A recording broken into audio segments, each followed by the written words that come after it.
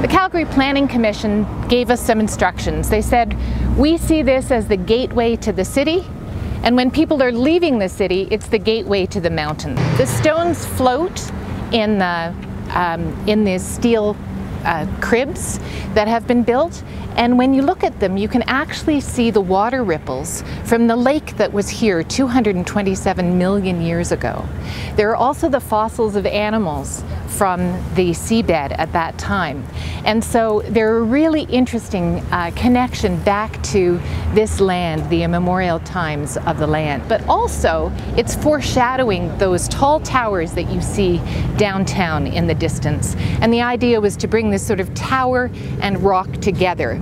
And those four towers relate to the Blackfoot cultural symbolism that talks about the four elements, the four stages of life, the four seasons.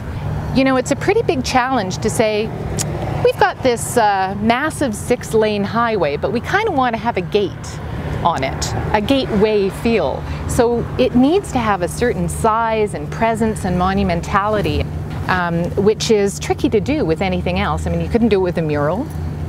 A single sculpture might look a little lost in space, and so I think people need to consider what are the challenges of this particular kind of site, and what kind of approach do we want to see as we enter the city.